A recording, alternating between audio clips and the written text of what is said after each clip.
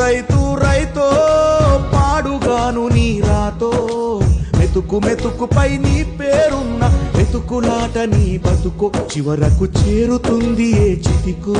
రైతు రైతు రైతు రైతు, ఎలక్షన్ల ముందు రైతు, ఎలక్షన్ తర్వాత రైతు, వర్షం పడితే రైతు, ఎండలు కొడితే రైతు, చలి కొడితే రైతు. రైతే రాజు, రైతు భరోసా, రైతు బంధు అన్ని రైతుల కోసం చేస్తున్నప్పుడు ఒక ప్రీ ప్లానింగ్ కూడా చేసుకుంటే బాగుంటది గవర్నమెంట్ దగ్గర. ఇప్పుడున్న గవర్నమెంట్ అనట్లేదు, అంతకు ముందున్న గవర్నమెంట్ అయినా రేపు రాబోయే గవర్నమెంట్ అయినా లేదా ఈ గవర్నమెంటే కంటిన్యూ అయితే గనక కూడా ఒక ప్రీ ప్లానింగ్ ఉండాలి కదా రైతు మీద. ఎందుకు లేదు? అకాల వర్షాలు పడి ఎన్ని టన్నుల బియ్యం ధాన్యాలు నీలమట్టం అయిపోయినాయి. ఒక ప్రాపర్ ప్లానింగ్ లేకపోవడం వల్లనే కదా. స్టేట్ కొంటదంటే సెంట్రల్ కొంటలేదని, సెంట్రల్ కొంటలేదని అంటే స్టేట్ కొంటలేదని ఒకళ్ళ మీద ఒకళ్ళు నిందలేసుకుంటున్నారు. మళ్ళీ లారీలు లేవు, బస్తాలు లేవని కొత్త సాకులు. ఇది ఇట్లుంటే మళ్ళీ తడిసిన ధాన్యాన్ని కూడా కొంటాం, బాయిలింగ్ రైస్ మిల్లకు తరలిస్తామని అంటారు.